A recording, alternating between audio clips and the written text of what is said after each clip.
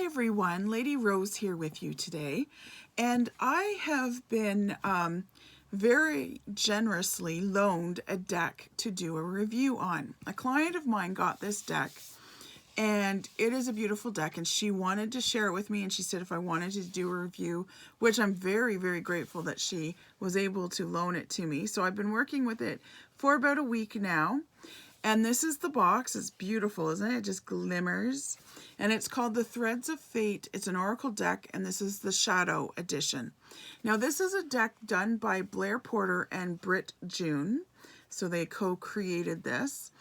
And you won't be able to find this deck like on Hay House or Amazon, at least not right now. It only came out last year in 2020, so it's a fairly brand new deck. So you'd have to go to their website. So I will put the link below so that you can go to their website if you want to. It is www, and I know that's pretty obvious, but I always put that in anyways, .thethreadsoffate.com. So you can go there and order this deck. It's not a cheap deck. I'll put that out to you as well. Because as a Canadian, I know that it was somewhere in the ballpark of $80 to $100 once the shipping was put in. So it's not a cheap deck to attain, but I would say after having used this deck for about a week that it would become one of the jewels in my collection because it is so beautiful, but it has much meaning, and you'll understand why in a minute. So the deck itself, it says, an invitation to deepen your relationship with self, the elements, your allies, and guides. And you'll understand this in a minute. So it's a good sturdy box, very sturdy. There you go. Just plain black on the inside, nothing to write home about. But the outside of the box feels very nice, silky, sort of a matte kind of finish. The cards themselves have a matte kind of finish. There's the back of the card.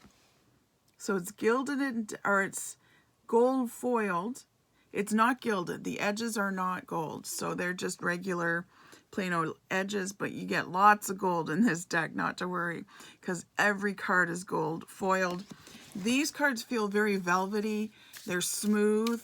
It's a good sized deck. It's not like, I'm used to bigger decks now because I'm always using Oracle and Tarot cards in my readings for clients and stuff. But I find that this is a good size deck. It's not super huge. It's not super small.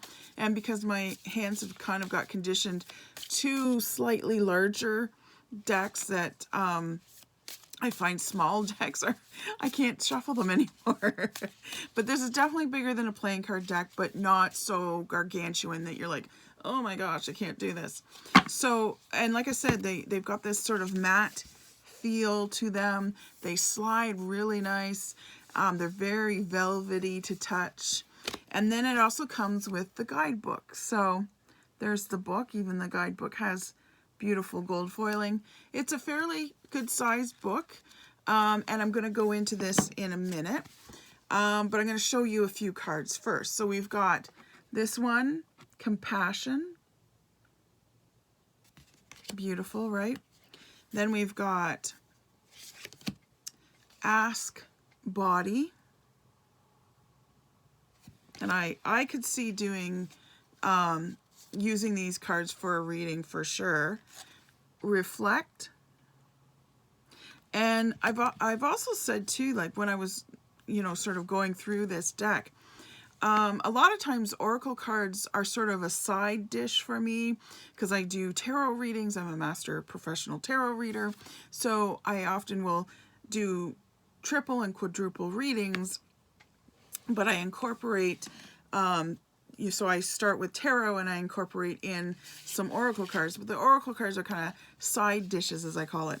But I could see using this almost as a main course and using the tarot as sort of a meat and potatoes kind of combination kind of thing, right? So I could totally pair this up with tarot and find that this might be the one that has actually the star attention rather than the tarot. This one's really nice to look at, higher perspective, and you're going to understand why I would use this as sort of the main course in a minute, because I'm going to go through the book with you. So this is the pillars, and just beautiful, beautiful cards. Shadow. There's shadow. Nice, right?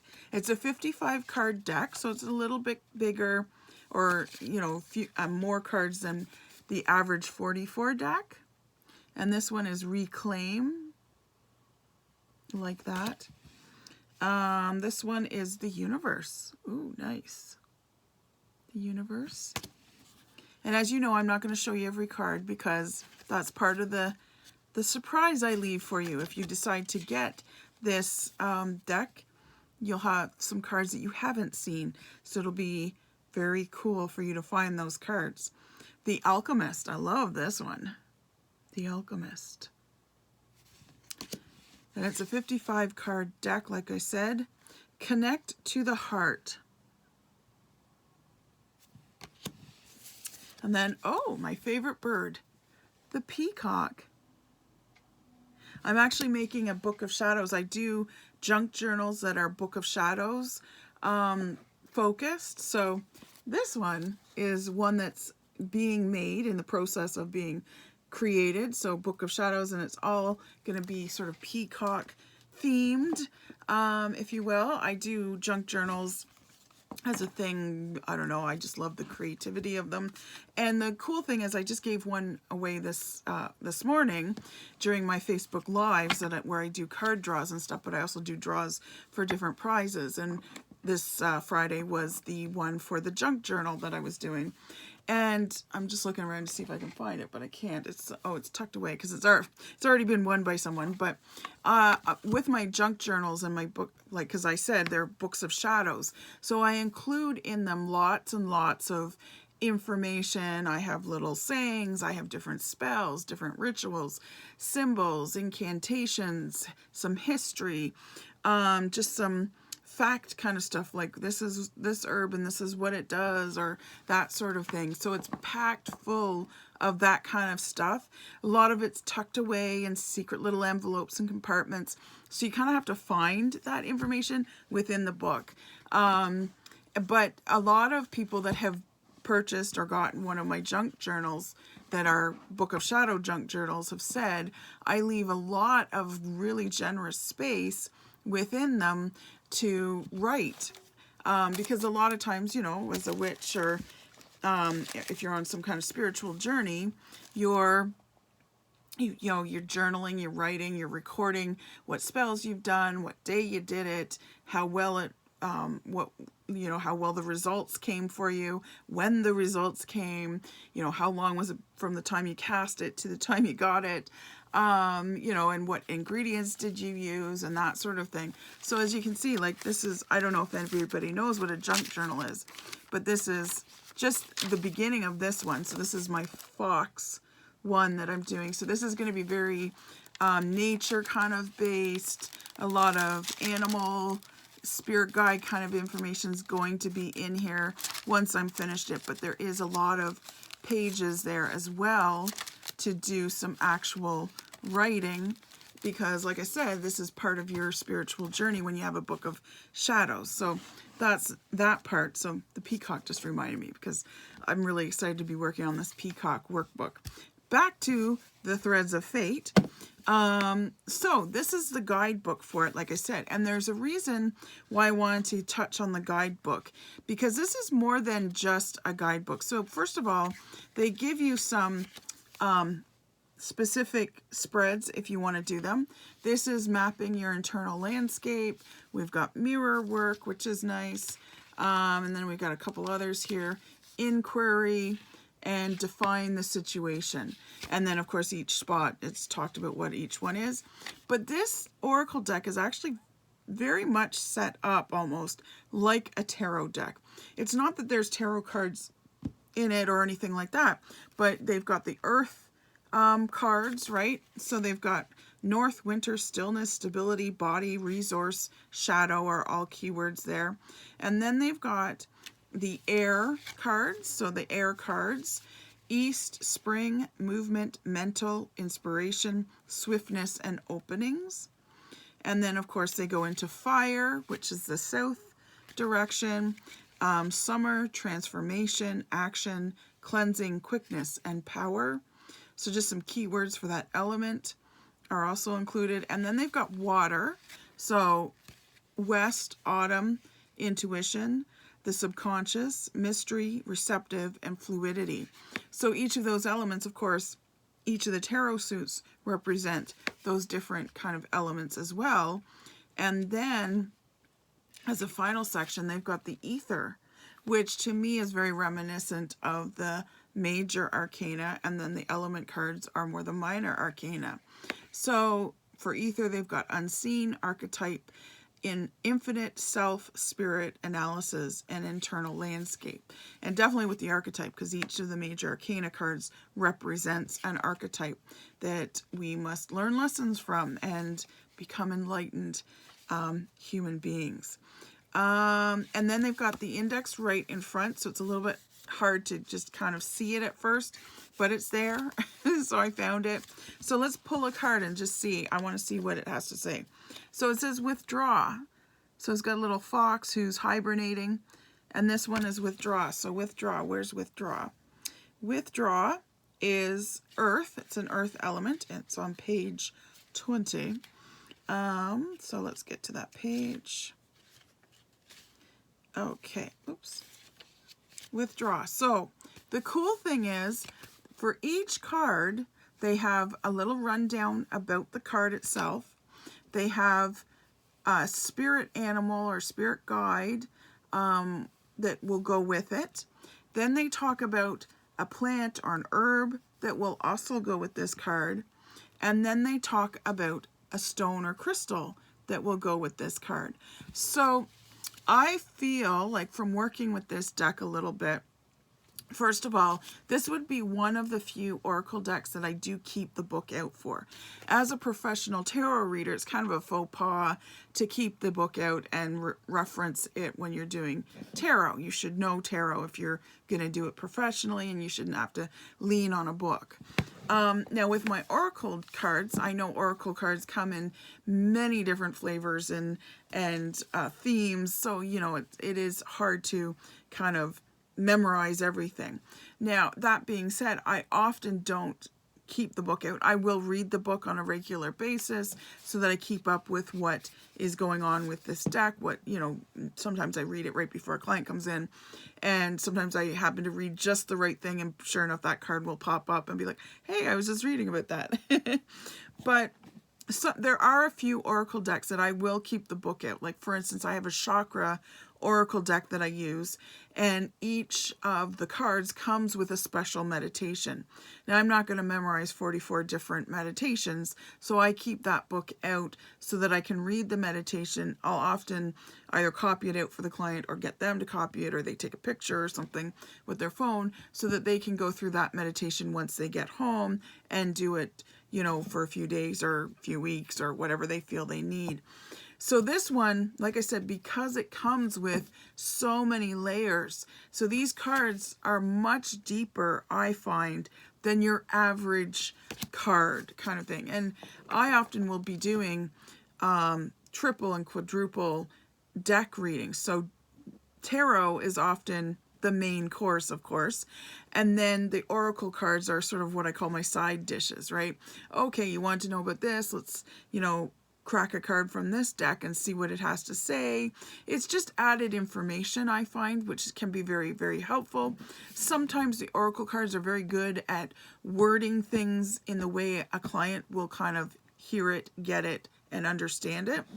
But often I don't pull the book out with the oracle cards, because I do, although I've been trained in tarot, I also read intuitively as well. It's a balance between both, right? But for this deck, I would keep that book out, because although I might be able to read this intuitively and add in whatever messages I'm receiving from their guides, ancestors, or angels, I find that the book would be very helpful in being able to add those extra layers of sacred animal, sacred herb or plant, and then the stone or crystal. So for this one, the Withdraw with the little fox there that's snoozing away. It says this card is reflective of the winter season, the time of stillness, death, and collecting our resources. It calls for a retreat of sorts.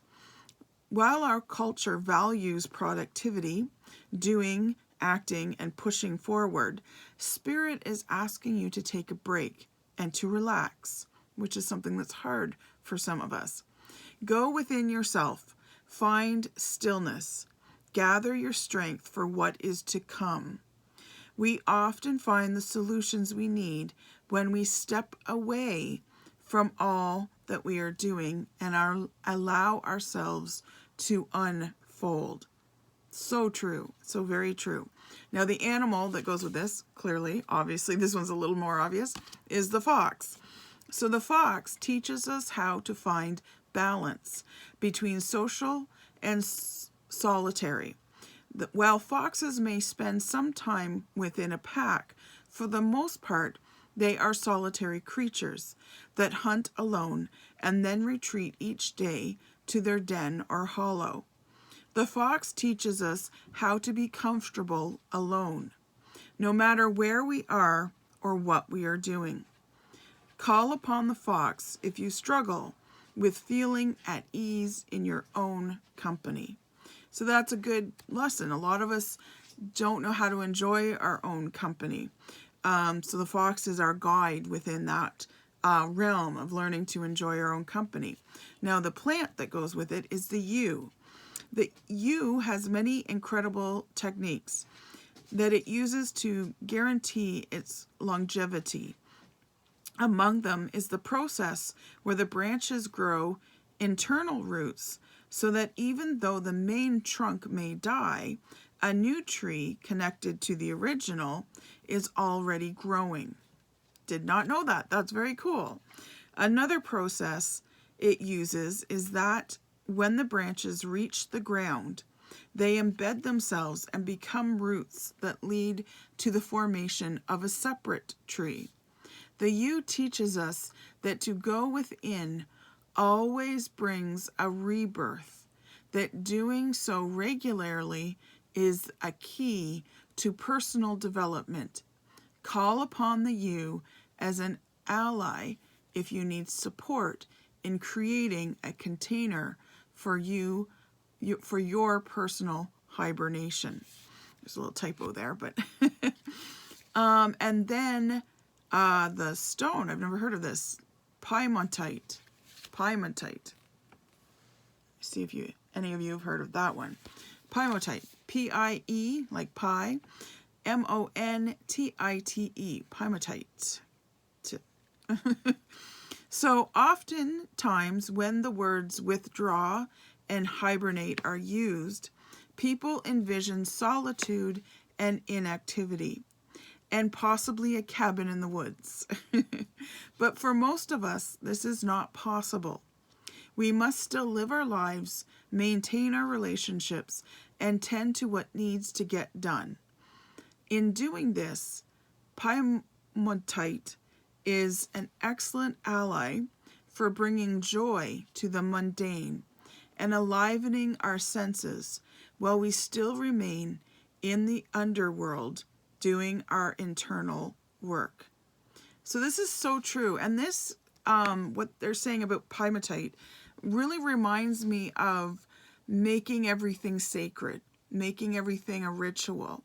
You know, everything from brushing your teeth, and I talk about this with my HEAP clients all the time. HEAP stands for Happily Ever After program that I have developed, and it's about becoming a power manifester and how to start living the dream life that you've always wanted. So what I often tell clients is that you still have to maintain living. You can't withdraw from the world and just go away like a hermit into the woods or into the desert and stay away kind of thing.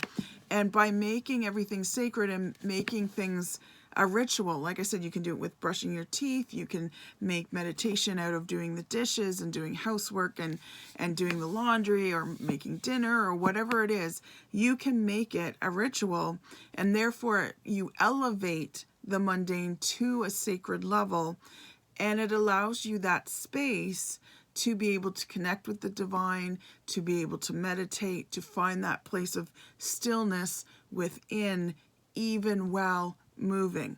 It's along the same lines, a very famous saying among meditation, especially metaphysical meditation, is to bloom like the lotus in the muddy waters. And that's basically what that means, is to be able to create a sacredness around you, even in the mundane world, and still continue to be able to do what you need to do, but allow yourself that moment, those moments of meditation and stillness.